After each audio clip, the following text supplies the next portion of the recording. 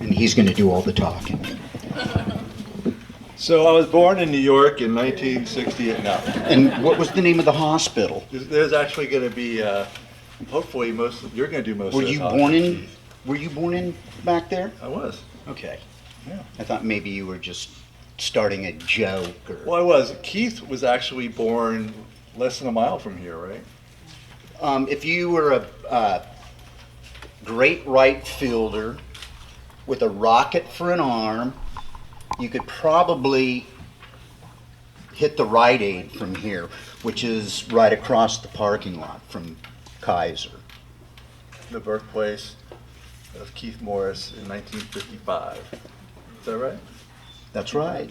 I'm terrible at math. That's why we do the book thing. So I have coerced Keith into reading a section from near the beginning where he talks about some early shows that he saw and how that went over with his family, and that's a great launch pad for some of the discussions that we're going to have tonight. The first big concert I attended was at the Los Angeles Forum in Inglewood. Actually, it was my 15th birthday. I went with my cousin, my next youngest cousin, who was also born on my birthday, and one of my friends who was a twin, and there wasn't enough money to buy enough tickets for everybody to go. There would have been probably 6 or 7 of us. We ended up going to the Forum, and at that time there was a curfew. And being 15 years old, I wasn't old enough to stay out past the curfew, so we walked 2 miles through Inglewood. And luckily at the time, well, first off, we saw Steppenwolf perform Monster, which was pretty amazing. And Three Dog Night, they were good. They had a couple of hits on the radio. And the Grassroots, who also had a couple of hits on the radio. It was all good. I mean, we're young kids. We're just excited to see what was going on and check it out. Being in the Forum, never been in the Forum before. So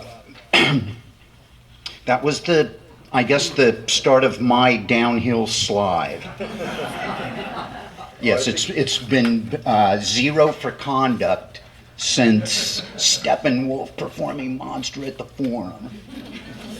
So now I'm just, is this something that I'm supposed to get used to, just like reading directly from the book? But we know that you're incapable of that, so let's just proceed with the second paragraph. Hey, Ben, are you in the crowd? Okay, we're gonna point out the publisher, and yeah, we just thank you. Ben Chambered, a couple of books right here. No, and just to advertise a couple of things, we also have a Steve Jones book in the works, and a good friend of mine, a gentleman named Wayne Kramer, is also, I guess Ben is starting his own, like LAX, where all the jets are waiting to take off. So I'm supposed to get used to reading from the book. Does Henry Rollins read directly from the book? Because when I grow up, I want to be just like Henry Rollins.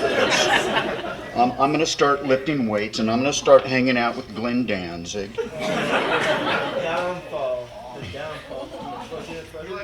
It was the downfall. He memorizes his books. Okay. I was walking across the beach, and I was playing with my navel. I remember that. That was a line out of one of his books. Maybe we'll get around to some more Henry Rollinisms later on. Okay, after that first experience of seeing live music, I was hooked, and I witnessed some unbelievable performances that had lasting impact on me. When I was 17, I saw Iggy and the Stooges on the Raw Power Tool. Raw Power Tool. Yeah, that's another place in the book. That's tour. Yeah. You don't, when you get in a van and you go play night after night, it's not a tool, it's a tour. And all the Yeah. lights are off. And, Yeah. Okay. Okay. And that was the record that David Bowie produced. A lot of people think, what a horrible job. My argument for how amazing that record is and how cruddy it sounds is that it's a rock record, and who gives a fuck? Because the songs are amazing. With James Williamson standing out in front of the Whiskey A Go-Go at 4:30 in the afternoon on a Sunday, dressed like a vampire, in all of his leather. Like, what are you thinking, man? What it's 98 degrees out. But the show was like insane. What happened was Iggy came down. When you're at the Whiskey A Go-Go, there's stairs to get to the stage. He comes down. He's wearing a pair of pants. That's all he's wearing, just a pair of bell bottoms. That's it. Nothing else. The first thing he does is he walks over to the bucket of the bucket where you're supposed to put the beers in with all of the ice, and all of the ice is completely melted, and he dumps it on himself. And it's like, my God, man, all it takes is for one of these cords to come unplugged from a guitar, and you're gonna get blasted through the roof. But the show was amazing. I mean, this was the first set, and this was at a time when the bands would show up and they would play 2 sets.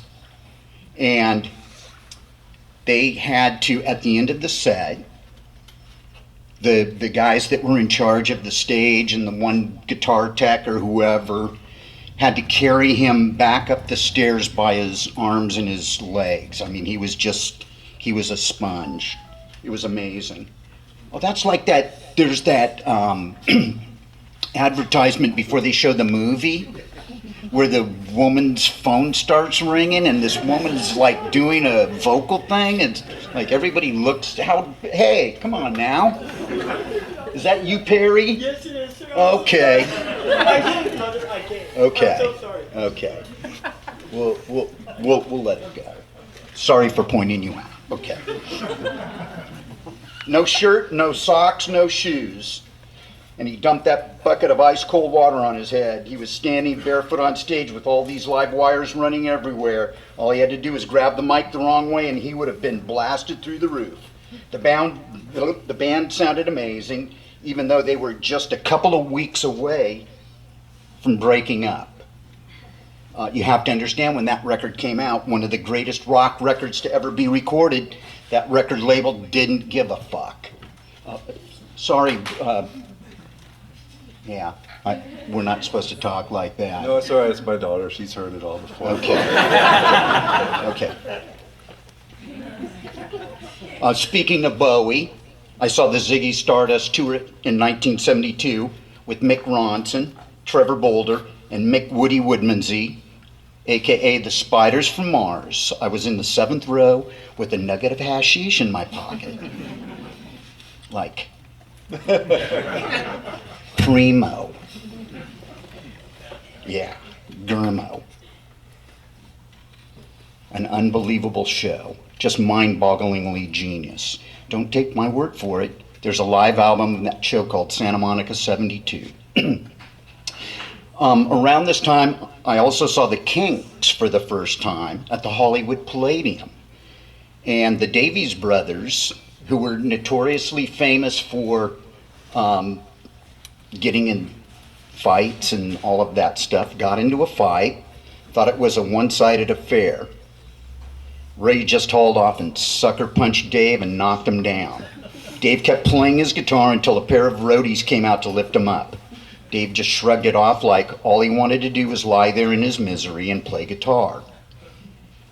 Ray had some kind of breakdown not too long after the show. Now the scene at the Hollywood Palladium on that stage, there's a little episode in Spinal Tap where the roadies try to come to the bass player's rescue. and it just turns into this comedy of errors. And that's pretty much what it was. I mean, I was just blown away. I believe this was the Muswell Hillbillies tour. My friends and I loved to see live music, but couldn't always afford to go, so I got really good at sneaking into places. That one advantage to being short, I was able to sneak into places I didn't belong. One night I snuck into the dressing room at the Starwood when the Runaways were doing a photo shoot with Led Zeppelin. I was able to sneak past the guy at the door and finagle my way in. However, my first brush with rock and roll superstardom didn't work out so well. In fact, it ended pretty abruptly when Kim Fowley, one of the most hated men in the music business, spotted me. "Get him out of here," he shouted. A bouncer picked me up off my feet, threw me against the wall. When I slumped to the ground, he grabbed me by the neck, lifted me up by my belt loop, and tossed me out the door like a piece of garbage. I was a little groggy from my crash landing and all the beer I'd been drinking that day, but when I lifted my head up, there was a hand reaching down to help me up. I grabbed the hand, got to my feet, and found myself standing in front of a man with long blonde hair and platform shoes, dressed in some outrageous glam costume. I recognized him immediately, Arthur Killer Kane of the New York Dolls. "I hate that motherfucking Kim Fowley, that motherfucker," he growled. Killer Kane made a big impression on me. Here he was, a bona fide rock star, but he wasn't too big to lend a helping hand to a scrawny kid. Although the lesson to be learned from the whole experience was, obviously, don't fuck around in someone else's dressing room. That episode planted a seed with respect to how to be a decent human being. If I ever got famous, I wouldn't be like Kim Fowley and step on people just because I could. I'd be like Arthur Killer Kane. Oh, I like this part. This is about the Hollywood Bowl. We had a situation where we had discovered a way to be able to get into the Hollywood Bowl for free without having to come back down over the hills through all of the bushes and the trees, where at that time the security people were called West Security, I believe it was. They would wear UCLA Bruin colors, yellow jackets with blue lettering, and they would get up in the trees, and their favorite thing was to carry pipes around with them and brass knuckles. And when people would come over the hills to see a show for free at the Hollywood Bowl, they would end up being hospitalized. But we had figured out a way to, there's a ticket booth when you first start to walk in, before you enter the Hollywood Bowl, where you would go to get your tickets. Next to the ticket booth was a little drainage ditch, and the fence ran right up above the ground level. So there was this hole that was perfect for me. I'm just right in there. My friends, it was a little bit difficult for them, but the great thing was it would let you into the first 20 rows at the Hollywood Bowl in the bushes. So if you wanted to sit in the bushes, you could watch the show from maybe from here to across the street. And we saw some really amazing shows. Over the course of about 3 or 4 summers, we saw the Allman Brothers. We saw Procol Harum and Pink Floyd. And unfortunately, we saw Seals and Crofts and Kenny Loggins and Messina. We did see, and this isn't very punk rock and not very cool amongst that group of people, the Grateful Dead. And this was actually, I'm very fortunate to have seen the Grateful Dead twice. I'm not a big fan, but I do own these 2 records, and these were the 2 tours that I saw the Grateful Dead on. American Beauty and Working Man's Dead. And many of the Grateful Dead fanatics will say those are possibly their 2 best albums. So I feel fortunate to have been able to see them on those tours. Now, the first time I saw the Grateful Dead was at the Hollywood Palladium, and that's the first time I ever experienced the Hollywood Palladium, and that was also the first time I ever experienced elephant tranquilizer mixed with just cheap red wine, the cheapest headache for 6 weeks red wine. And I stood in the middle of the floor at the Hollywood Palladium for about 6 hours. I did not move. And right around the end of the 6th hour, I decided that I had to go to the bathroom and that I wanted to just walk around and see what the rest of the Hollywood Palladium looked like. And upstairs, this was when the Grateful Dead would do one of their 4 to 5 hour long marathons. So the people that I went with were the hippies that lived 4 houses down, four doors down from where I lived, and they were the ones that turned me on to the Boda bag with the wine and elephant tranquilizer. We had a friend that worked up here at the LA Zoo that was swiping drugs that he would sell to us, and it looked like cocaine or crystal meth or something like that, and it was pretty exciting, actually. If you like that story, there are no less than 6 chapters about the Grateful Dead in my damn. So, no, I'm just because they're my favorite. How about these last 2, and then we'll.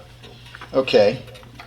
When I had, this is one of his favorite stories, and I was talking with Wayne Kramer a couple of days ago on the phone because Ben's got a Wayne Kramer book in the works with Jim. No. You're not going to work on that. No. I thought you were going to work on that. Not that I know about. Maybe in the works. Because Wayne read the book and said, I'm working with Ben and Jim.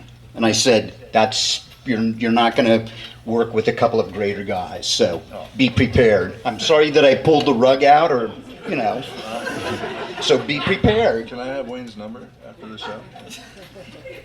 I could give you his email address. You read out these last 2. Okay.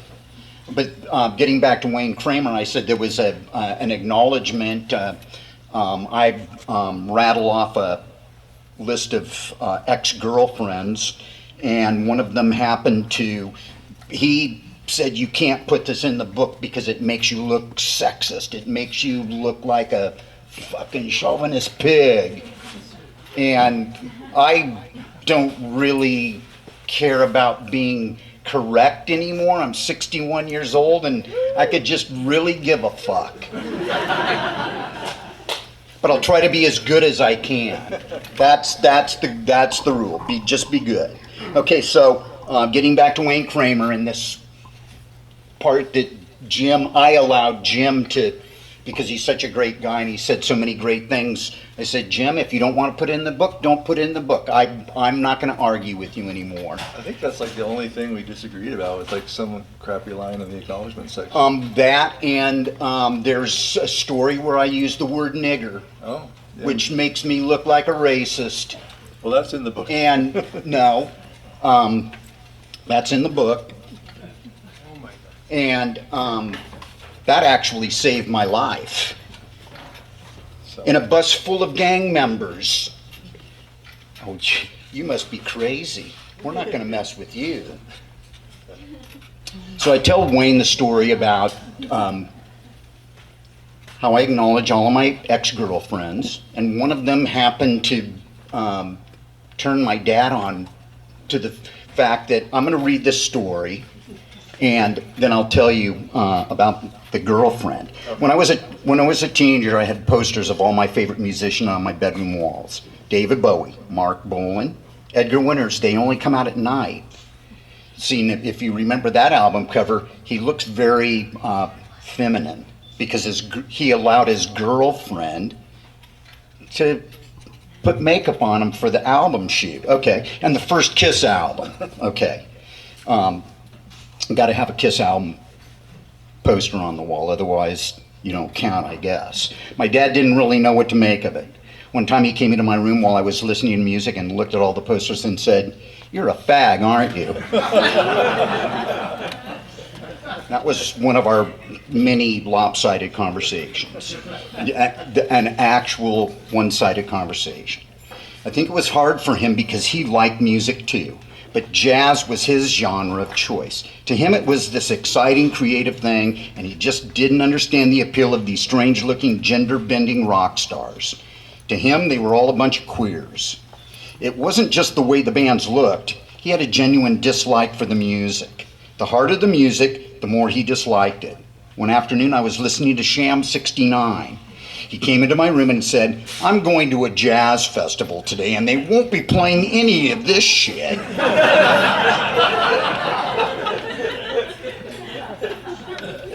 Okay, Dad, you do your thing, I'll do mine.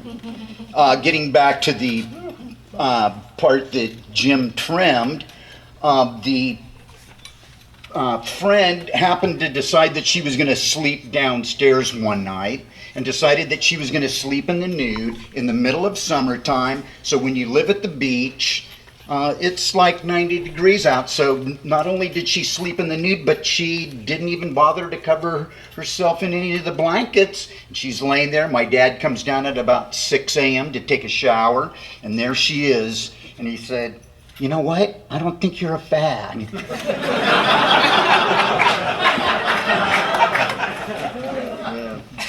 I had a similar situation with my dad, except the band in question was the Village People. And I had a poster on the wall, and being like a kid, I didn't really understand that the Village People was there were some coded references there that were about 9 miles. Had you over even my bothered head. to listen to their music? No, I liked the music.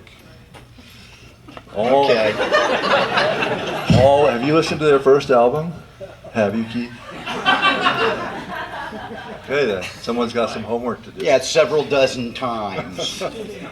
So we also want to talk about tonight some of our heroes who get referenced quite a bit in this book, and I think there's no better place to start than with Brendan Mullen, who I think is the most important person in the LA punk scene, if not one of the most. Well, we could point the finger at him and say that he's responsible, because he did open the clubhouse where everybody hung out and all of the bands would come and play. Right. I mean, and it may not have. I mean, he was a musician, but like that impact came a lot later. But Brendan played an important role. Just you and Brendan, their careers kept intersecting many times. Everybody knows who Brendan Mullen is, right? Anybody that doesn't know who Brendan Mullen is, that's okay. I mean, we can't absorb all of it. Brendan was my friend. He ran a place called The Mask, which during the day was a place where the bands would gather to rehearse.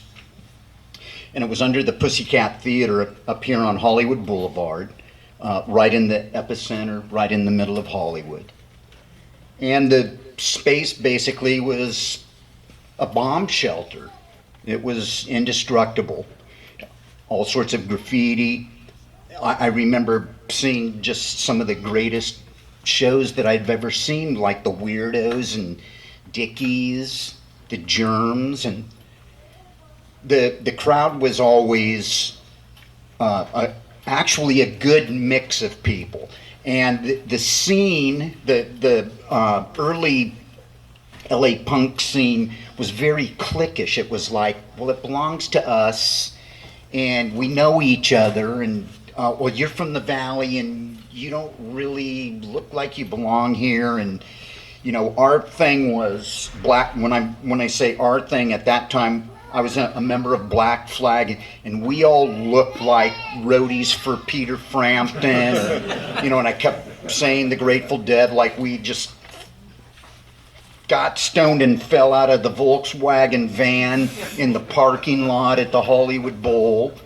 So we didn't fit in, but eventually we had a night where we were welcomed wholeheartedly, and that is we were up here on Fountain, over past La Brea, at a after-hours party, somebody's space.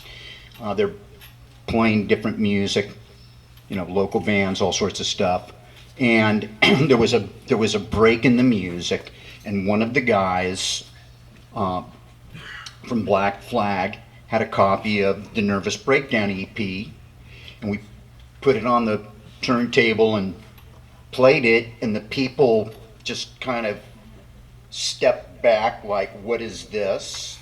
And then once the music was done, they looked at us and said, you guys didn't make that. And this was a very pivotal and important turning point for us, because the people in the room were people like Fast Freddy, Don Waller, Chris Desjardins,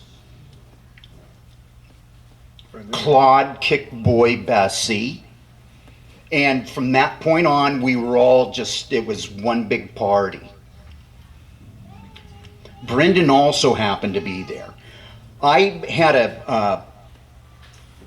not a run-in, but a friendly thing happened with him up in San Francisco. He had traveled up there to play with Geza X and the Mommy Men. And Black Flag was playing with them. This was at the Mabuhay Gardens, and we got there early, and they did their sound check, and he was really bummed out because he had his fill of them on the ride up from Hollywood and wanted to get away from them. And Chuck Dukowski said, look, I'm going to drive around. Let's go get something to eat. We got to find a place to park. We've already unloaded our equipment. Let's go. Brendan said, can I come along with you? And Brendan and I are sitting in the back of the van. And at one point, Brendan looks at me and he said, you guys are my favorite band. You guys are my favorite punk rock band. You're the best band in Los Angeles.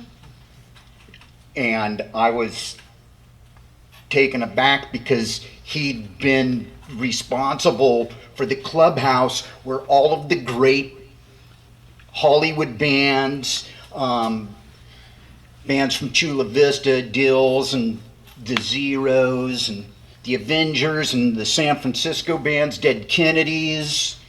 He'd been responsible for them having a place to come to when they came to Los Angeles. And for him to sit there and tell me that, I'm just like, I don't know how to take it. I'm just, normally when somebody pays you a compliment, you're like, well, thank you. Thank you, that's very nice of you. And I was speechless. And from that point on, Brendan and I became really good friends. Whether it be hanging out at the Club Lingerie, whether it be the Variety Art Center downtown. And one night, and I'm going to blame this book not on Jim or Ben, but on Brendan. I ran into Brendan down in West LA at an art exhibit. And we're out on the sidewalk and we're both animated. We're just like, dude, how you doing? Where have you been? What's going on? And this goes on for about 15 minutes. And, then I start saying, well, I started to write some stories. And he said, well, you need to do that. You need to write a book. I'm going to help you get a book deal. And he said, give me a call. Call me in a few days. And I called him and he said, why don't you give me a call on Monday? This was on a Thursday. He was leaving Friday night. That Friday night up in Santa Barbara, he fell out of his chair. And he'd suffered a massive stroke. And Monday morning, they pulled the life support. And I, being the asshole that I am, the first thought that crossed my mind was, well, there goes my book, which is that's not the right thing to be thinking when you lose a friend, a really good friend like that. And it dawned on me a couple of hours later that it's not about the book. It's about losing a really good friend. Yeah, actually, the first time that you and I met, Keith, was in 2002. I run a reading series here in LA called Vermin on the Mount, and I've been doing that for 12 years. And I think what gave me the confidence to do that was this show that I put on at Track 16 Gallery in Santa Monica, and it was on the 25th anniversary of the Damned's arrival in LA in the spring of 1977, the first LA punk band to play, first English punk band to play in LA. And there was a whole bunch of people who came down to do some amazing things. And Brendan and Keith read from We Got the Neutron Bomb. And the way that it happened was Brendan looked at me and he said, we're just going to read down the pages. And if you don't know, We Got the Neutron Bomb is an oral history, so it's many voices. It's a great book. You should pick it up. So I got to be Alice Bagg, Mike Watt. I think Brendan tried to pull off his best Darby Crash, maybe a Pat Smear or a Don Bowles. I think I got to be Lorna Doom. That covers all of the germs. Maybe X-Zine, I got to, or John Doe. But the way that it reads is it's just a quote from each one of these people. All of these different players, all of these different people from all of these different bands. And it tells the whole story that way. But I had the great fortune to interview Brendan. It was just going to be a short interview, but he was such a generous, gregarious guy that he talked to me for like an hour and a half, 2 hours. And the interview's still up somewhere online if you wanted to check it out. But it was a total education on what the early LA punk rock scene was. He was a super generous guy. So he's kind of the spirit behind this book. Another person that you're going to encounter over and over again in the pages of My Damage is Jeffrey Lee Pierce. And your friendship with Jeffrey goes back to, I think, Chinatown, right? Well, we were cigarette bros and beer bros, and take a bump of this and take a little bap of that. And his thing was that he really loved the South Bay bands, which would be The Last. He actually at one point sang with them. I read it in the Jungle Book. He was also a big fan of the Alley Cats. He loved Black Flag. He loved Red Cross. He loved the Circle Jerks. I don't know what else to say. There's maybe we shouldn't say too much because there are some great stories that came out of when he was briefly your roommate down in Inglewood. Inglewood in Imperial Village. Is that what it was? Imperial Village? Well, we had this amazing party take place. I want to say at Bourbon Day, one of the inner city high schools. Every year would do this big bash, and all of a sudden we're at this high school in the gymnasium, and Clifton Chenier is playing.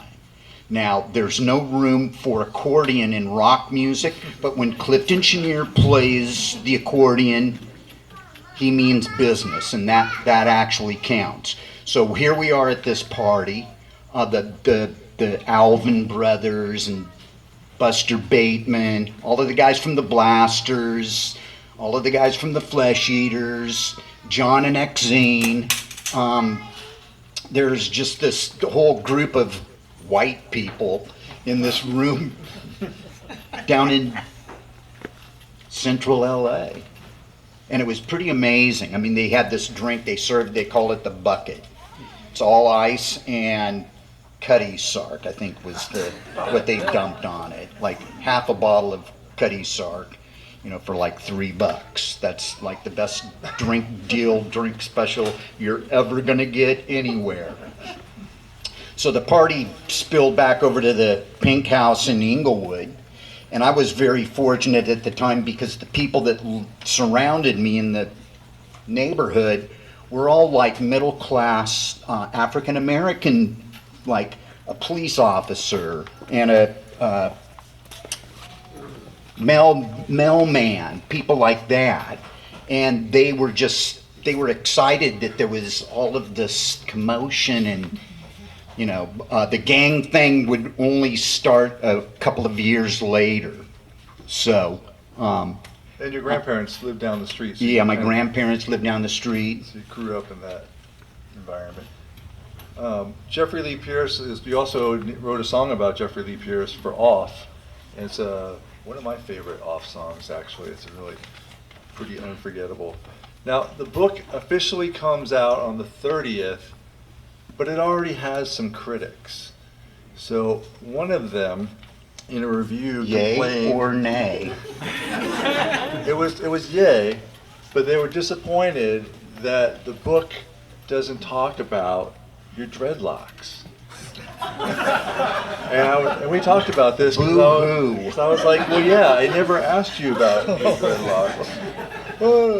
So I thought I'd ask you now. What's up with the dreads, Keith? Well, I was recently accosted by 6 young guys on the street in Germany who wanted to pummel me because I didn't have a lighter. I didn't have a cigarette lighter. They're like, how can you have those And dreads and not have a lighter? recently I was asked where's the good pot, man?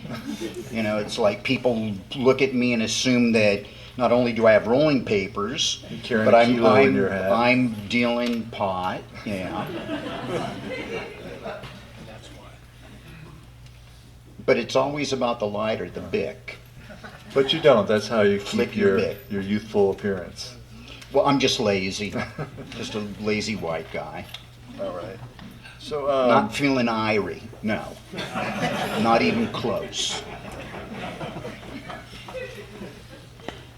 okay, so one of the things that maybe you picked up on just from all the different bands that Keith has brought up in this short time together is in the stories that he would tell me and he would write down, I had to do a lot of homework. I would listen to bands like, I had no idea who Procol Harum was, for example, and other bands I'd heard about, but I'd never listened to. So reading the book is kind of like, will either be a walk down memory lane or give you some kind of education. But Keith is, despite all his 40 years on every side of music you can imagine, from being an outsider band trying to get noticed, from playing on big stages to even working at a major label, still have like a real passion for what's new and what's coming out and what people are doing with music. I went through a period where I could not listen to another punk rock band. And that lasted maybe 6 months. And I decided that's pretty narrow-minded. I mean, with all music, there'll always be, and this was explained to me by David Anderley, who, R.I.P., was one of the main guys in charge of A&M Records. When the Circle Jerks signed with Faulty Products, David Anderley was going to produce our record, and it was like, wow, this doesn't happen every day.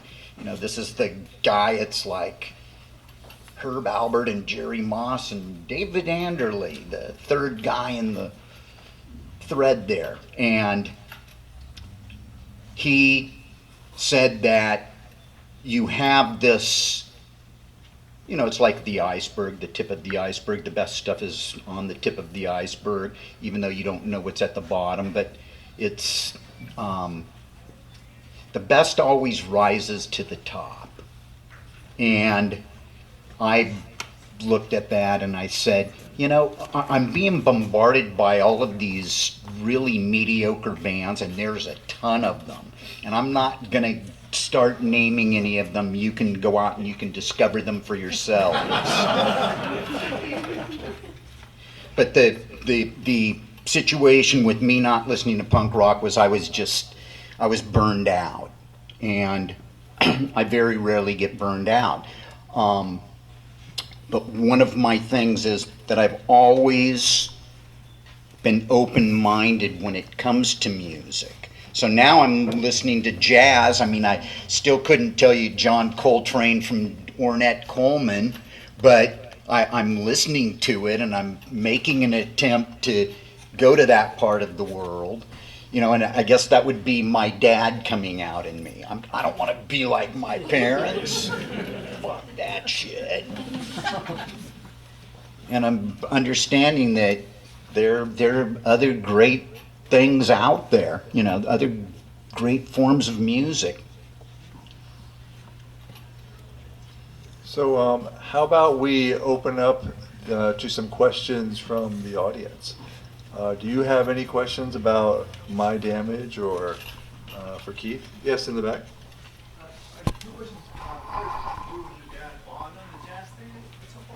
My dad passed away before I could say Return to Forever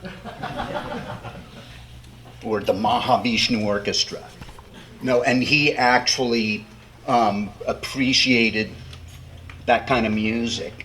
We had his shop is right across the street from the lighthouse. Well, my dad had a store down on Pier Avenue in Hermosa Beach that I started working at when I was 8 years old. And right directly across the street was Howard Rumsey's Lighthouse, which is for the West Coast.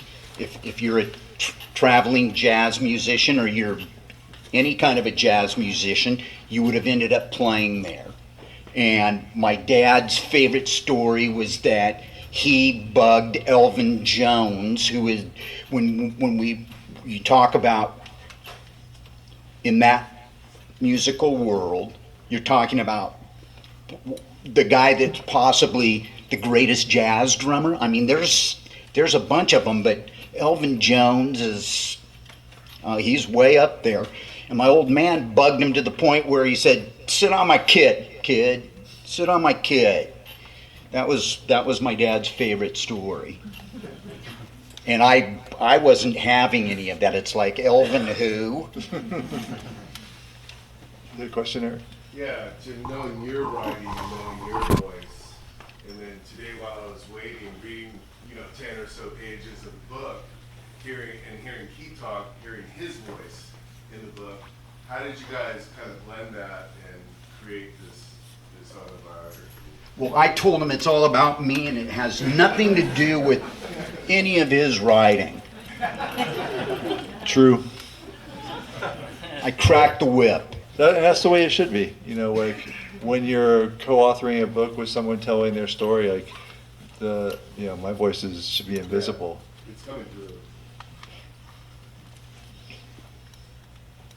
And on that note, But we do have some of my books for sale. Yes. I have just one opinion. Black Flag has kind of turned into this idea that, not only were they just making crazy music at the time, but they kind of evolved into, wow, they did something that's artistic. It's almost like across the realm of into the art world. What's your opinion, especially using someone like Evan Pettibone that kind of grew with you guys and started his career, and kind of how you guys have managed to cross those two with music and art, and kind of where you guys both kind of ended up? What's your idea with the whole art world, and how do you feel? well, to start with, we didn't know what we were doing. Raymond knew what he was doing. And we can blame Raymond for the 4 bars and the name Black Flag.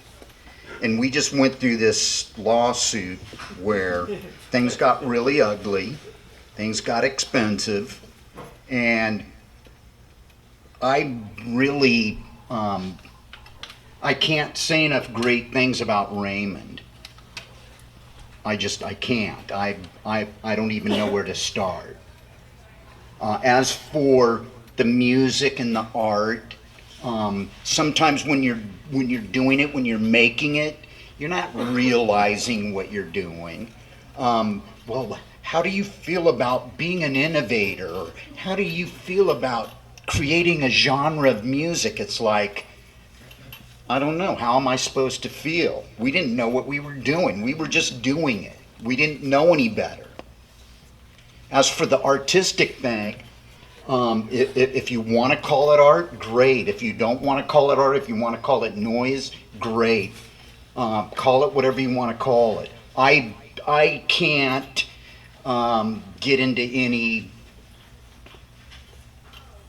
kind of thing about, well, it's this or it's that, or intellectually on a mental level, it's this, and we were trying to do that. It was like we weren't trying to do anything but just make noise. We were like angry and frustrated and depressed, and all of this stuff was taking place, and people didn't like us, and all the people in our community wanted to kill us, and the police wanted to run us out of town, and it's like, we're just running. We're trying to have a good time. We're hanging with our friends. We have the opportunity to play occasionally. You know, just take advantage of all of it and just go with it. But I can't say enough great things about Raymond. And Raymond did the cover of My Damage. So everyone will get to take a piece of Raymond ahead of it home tonight. Can you talk a little bit about Repo Man and then what Yes. more circle jerks and instead of beatouts? Question was, can you talk about Repo Man, the best movie ever made? No, I thought he was directing that question to you. Another one of these take advantages of a situation that's presented to you, an opportunity. In this world, if there's an opportunity, you look at it and you go, yeah, let's do this. What do we have to lose? If we don't do it, some other group of schlubs will take advantage of it and, you know, what, go with it wherever it goes. We were invited by Alex Cox because he loved the band. It wasn't some music coordinator or somebody in the background that was putting together a soundtrack. He actually had come to some of our shows, and our situation was that we were invited to be there at 10 a.m. in the morning to be suited for our tuxedos. And we are suited for these custom tuxedos and told that, oh no, you can't take them off. And of course it's the middle of summer. It's about 95 degrees out. And the trailer, the room in the trailer, happened to be the one where the air conditioning wasn't working. Now, we were promised a couple of cases of beer because there was no money. We weren't going to get paid. So it's like, well, hey, you know, we can be in a movie for a couple of cases of beer. But at breakfast time, we were demanding beer, and it was, oh no, you can't give these guys beer. We were hungover from the night before, hanging out with the Coke dealer. So we're trapped in these suits until about, I think it was like 2:30 in the morning. And we just wanted to do it and get out of there and maybe go back over to the Coke dealer's house and grab our couple of cases of beer. The movie did for us the same thing that the decline of Western civilization did for us. See, we're in a period where there's no internet. If you want to talk to somebody, you talk to them on the phone, or you write a letter and you mail them a letter or a postcard. And all of a sudden, here are these films that are being presented in other places in the world, and people get to see, well, that's what it's like in Los Angeles? Oh, when is Los Angeles coming here? The great thing for the decline,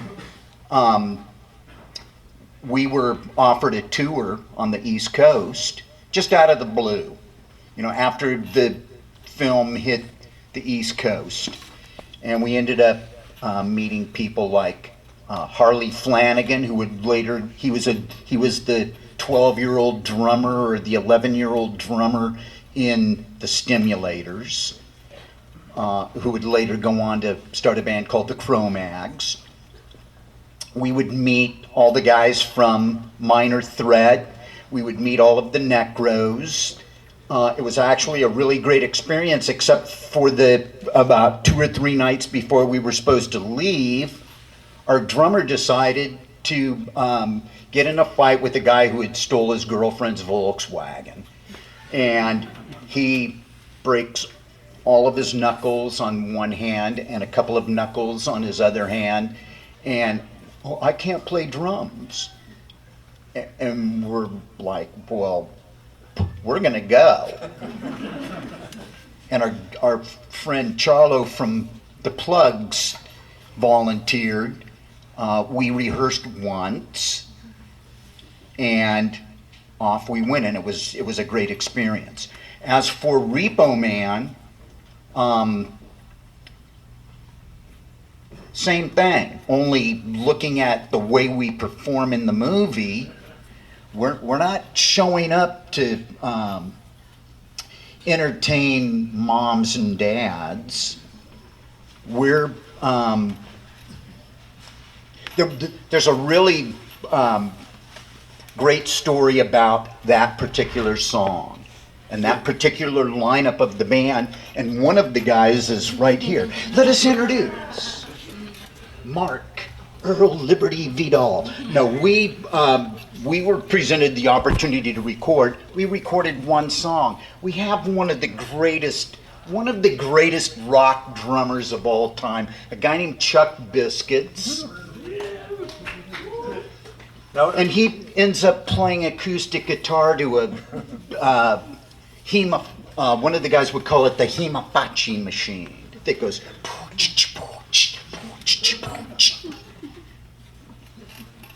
So he doesn't even play drums on the track. if it's been a while since you've seen Repo Man, the Circle Jerks are the lounge band in a bar scene. It's not really a show. There's no punk involved. It's kind of they take the song and turn it into a lounge act when the shit hits It's the the fan. future of punk. Right. You were doing acoustic folk punk like 20 years or 40 years earlier. So it's that scene that we're talking about. And so the lineup was Earl, Chuck, Greg and myself. and it's the only song recorded, right, in that lineup. Yes. I mean, there's some videos of you guys playing, but that's never did a record with that lineup. Sad.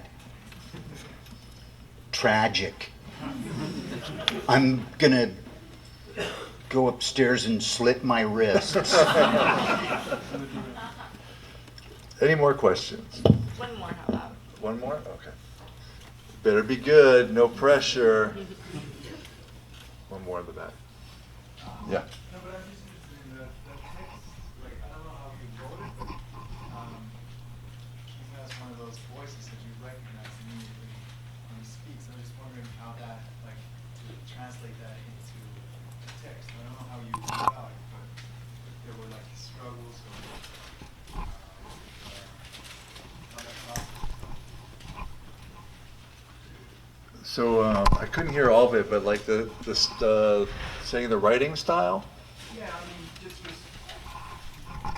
talks in a specific way that we recognize and how to get that into. Well, it's like for a while I lived down in the South Bay. I lived in Manhattan Beach, and I lived in Playa del Rey, which maybe doesn't count, but I knew plenty of like wasted burnouts down there. So I kind of like, I kind of had a template for the voice. Well, you're asking how he was able to Get it into writing, you know, what it like. get my voice onto the page. And a lot of people that know me, that have read the book, because we did give out some advance copies, said that Jim did an amazing job in capturing that. Now, I don't know, this would be the reason why I wasn't allowed to write the book. But you did write quite a bit. Well, I had written several stories that I presented at the very beginning, and Jim read some of them and pulled pieces. There's my thing is that I'll talk in circles, and he didn't allow that to happen.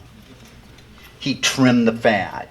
See, I'm in a band called Off right now, and one of our favorite things is that we just get right to it and skip all of the BS, and there's not going to be a long intro. There will be no 2-minute guitar solo. Trim the fat, get in, and get out. And that's the approach that we took. We wanted the chapters to be short, like a hardcore song. I mean, you don't want 35 pages of Keith's boyhood, to start the. I mean, that's just not. Well, I was born. It's just not what you would expect or what you would want, and so we wanted to keep it truer to. And if you did want that, you're not going to get it. Well, I guess that could be our final question. Is there going to be a sequel, Keith? Well, I could tell the story about being trapped on the back of a motorcycle in New Orleans and ending up in the suite completely naked with a used condom in a room full of guys who have watched whatever happened with this biker chick. I could tell that story. That could be the first story. Amazing. I feel damaged already. Thank you guys very much. You've been an awesome audience.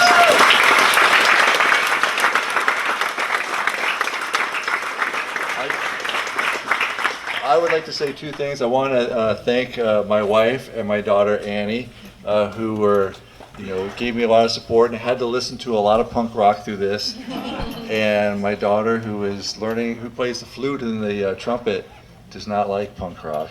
And she actually inquired as to what episodes of the Teenage Mutant Ninja Turtles I do a voice where I fight Raphael. Yeah, Roth. yeah, if you're a fan of the Teenage Mutant Ninja Turtles, you'll hear Keith's voice come out of what do you put, Reptilius? I'm Reptilicus, yes. Reptilicus. Yeah. I can see why they cast you. And we become friends. I become friends with Raphael.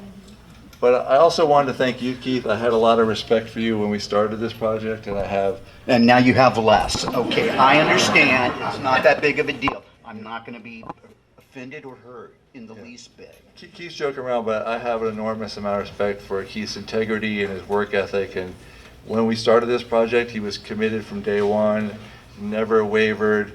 And I think it really shows in the book. It's just really committed from page one to the last. And we're both really proud of it. I hope you enjoy it.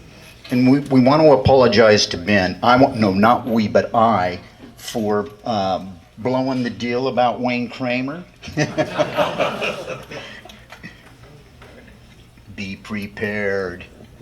Thank you. So everybody buy at least 2 copies, because you're going to want to send one to your friends. Yeah, you're going to want one for your left hand and one for your right hand. Okay. And then we'll sign some books for you.